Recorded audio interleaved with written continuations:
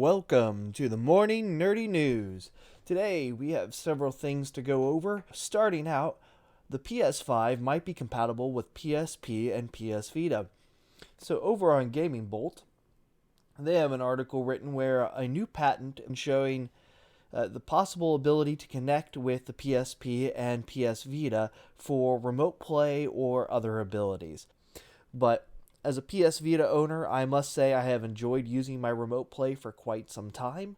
I will sometimes sit up in the bedroom and play a game while I'm laying in bed with my wife, or while I'm out and about, or just sitting out on the back porch, maybe watching the kids play or something. So I have found this to be a really awesome feature, and I am glad to see that this may continue support going on into the future.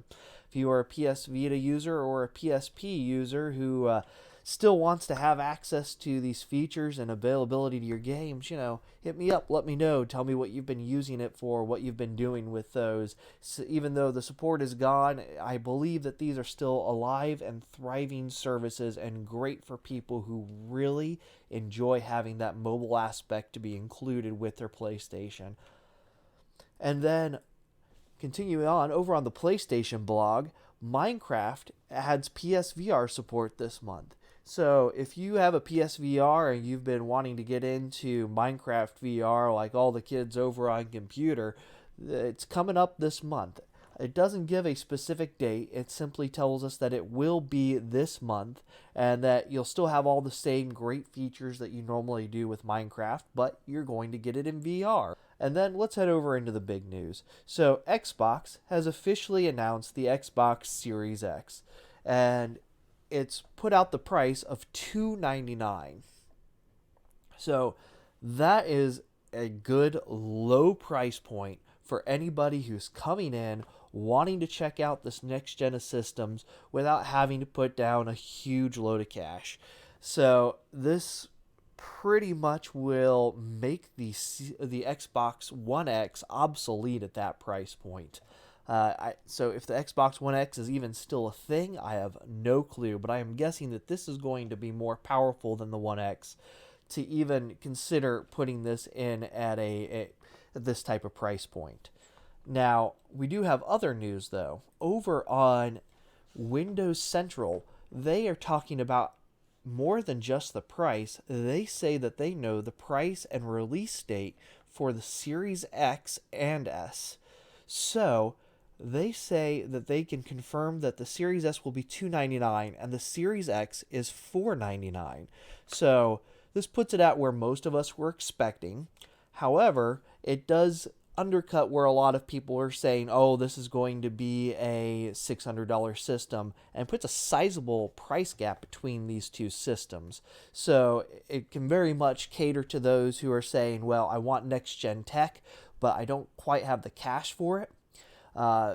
They talk about how we're going to get 1440p at 120 frames per second on the Series X, or I'm sorry, the Series S. So it's not as powerful, but if you're running a 1080p TV or gaming monitor, this is still going to do that, and you can even get up to a 1440p at 120. Now, hopefully this means that we'll also still see 4K at 60, and that'll function just fine for most people's TVs nowadays that have 4K. I don't think there are a lot of TVs out there that do true 4K 60, so this is going to be great for all those games and systems as an entry level, where the Series X gives a little bit more future proofing on that setup. And hopefully what this means is this is going to force Sony's hand, and they may be forced to put their all digital at $299 in order to sell it. And they may be forced to go to $399 or $450 for their disc-in version. We shall see, because they don't want to be hurt on sales because of price. So this is going to give a great idea for where the competition needs to fall. Supposedly Sony has said that they're now going to be making an announcement, when the other day they said there won't be an announcement this week. So we just have to figure that this has forced their hand, and they already had pricing ready and setups for these ideas of where everything's supposed to fall. So stay tuned for that. We'll hopefully have more information on that later today. And then over on Wccftech, we have a little bit of extra news on graphics cards, and unfortunately, this is not good news for those who want to be early adopters of the new 3080 series. Supposedly, coming from a leaker, this is Cope Type 7 Kimi. They have supposed information that there is going to be additional cards that are coming out, and they showed off these different memory versions earlier as part of a leak, and it's coming back around saying that these are actually true additional releases that are coming, either a 20 gigabit version at the 3080. This could also become a TI or Super variant. The 3070 Ti or Super variant will come in at double from 8 to 16, and then there will also be a 3060 at 6 gigs and a 3060 Ti or Super at 8 gigs that just doesn't have quite the same CUDA cores as the 3070, so it's kind of bumped down a little bit there in that performance, but matching the RAM of the 3070. And the reasoning for this, they state, is they are concerned about Big Navi and AMD. So what we have is, if Big Navi comes out and they say, well, we can compete with the 3080, here's ours, it's better, here's our price for it, they can immediately respond. So be cautious with your money, pay attention, be hopeful that we're not going to see some skeevy price adjustments that happen after launch that are going to affect you in a negative way. And as always, just make the choices that are best for your pocketbook. Don't go out of your way and spend money you don't have on gaming, because these things always go down. They always get cheaper. And if you can afford it, great. I'd still recommend waiting in this instance, because you still don't want to feel gypped out of something just because you wanted something day one. And I wanted to cover just one more thing, because over on Twitter, I keep seeing these arguments over the PlayStation 5 processing and the how it does the memory, and how Nvidia then came out and talked about how their I/O setup would allow them to effectively come in and improve frame rates by offering the same type of technology.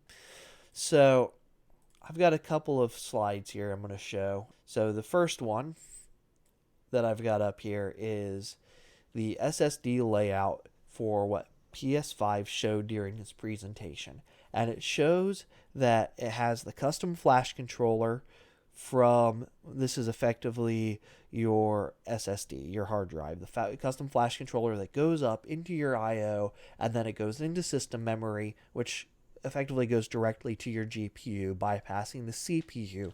This is how it's able to render and get faster and better frames per second on a system, and not have to waste system memory with holding items, with having to go in and load that stop sign 32 times if you're on a 5 square block area that's being rendered. It just renders it once from this and pulls it every time that you're near the stop sign.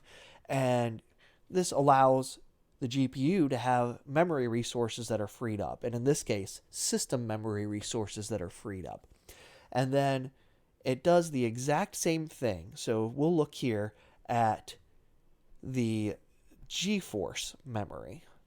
And what we see here is that it effectively does the same thing. It has the storage, it goes into the NIC, which is on the PlayStation listed as that custom flash controller. So pretty much the exact same thing. That's what they're talking about. And it goes from that NIC into your PCI Express. So PCI Express, we don't have confirmation if this has to be 4.0 or if this will function on 3.0 PCI Express ports, but it drives it directly into the GPU and into the GPU memory. Again, this is just slightly different because PS5 has shared system memory, so it has to go up and through this process, and then it sorts it out for where it needs to go, either the GPU or CPU, depending upon what whether it's decoding for AI animation or rendering, whatever has to be done in these situations. So it all goes into the system memory and then is divided up between the GPU and CPU, which will yield better results than what we are currently seeing. And so GeForce has done pretty much the exact same thing. You see it going from storage, the NIC, the PCI Express. So this is the I/O setup. So the NIC has your I/O in it, and it sends it on through to the GPU, and the GPU memory stores things if it has to, or processes it through to be shown on your screen.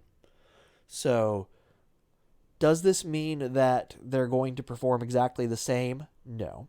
The information for how it's programmed is going to be different. These are two different graphics card setups. They have two different softwares that they use.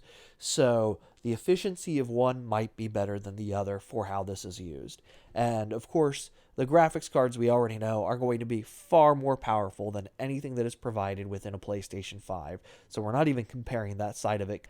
But that doesn't mean that the PlayStation doesn't gain an advantage from this for frame rates by reducing system memory that has to be dedicated to remembering information, so it can just be pulled from the storage and it only has to be rendered in that instance. Only one instance of that has to be remembered by the memory, and that's exactly what you're looking at, that memory, and it just passes through.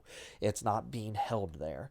Where currently Xbox has the opposite effect, where it's still running on the prior gen 3.0 setup. It didn't have the special memory controllers put in for the I/O, so it still has to send everything to the system memory first, then into the CPU, and then the CPU processes frames through the GPU in order to get them out on your screen.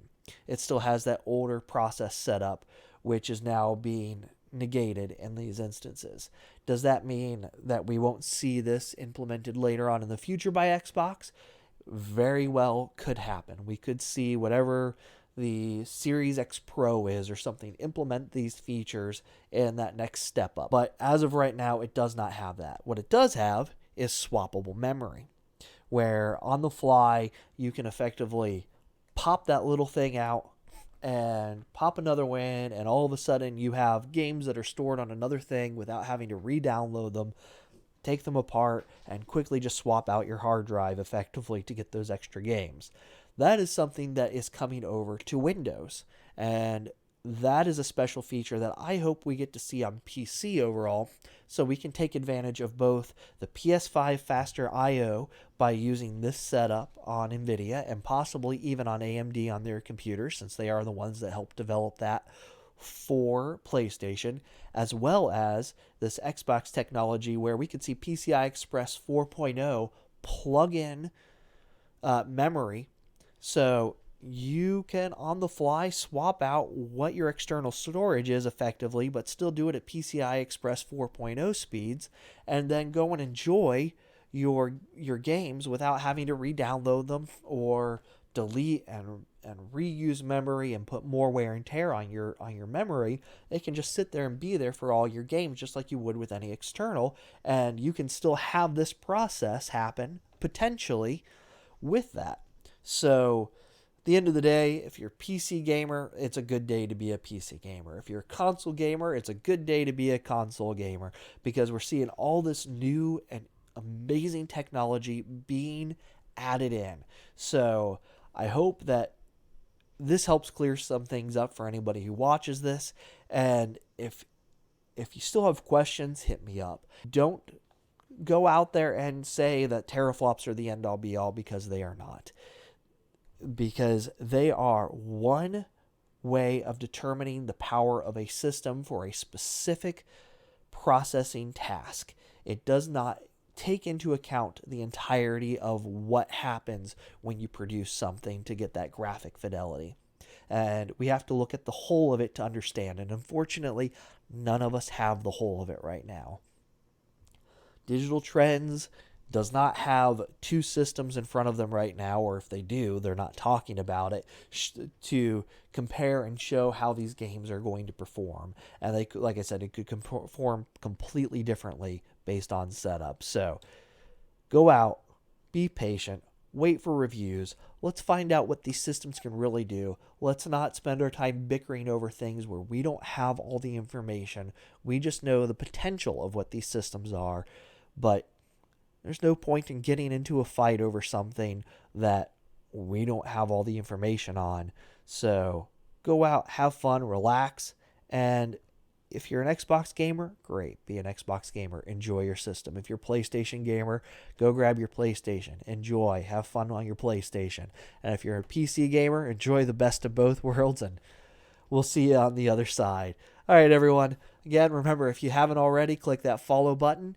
And if you're over on YouTube, make sure to click the subscribe. And hit me up on Twitter when I'm not up on here streaming as the Gray Falcon, and I am happy to discuss tech information, news. If you see something that you'd like me to look into, or you have some sort of article that differentiates what I'm saying, send it to me. I'd love to read up on it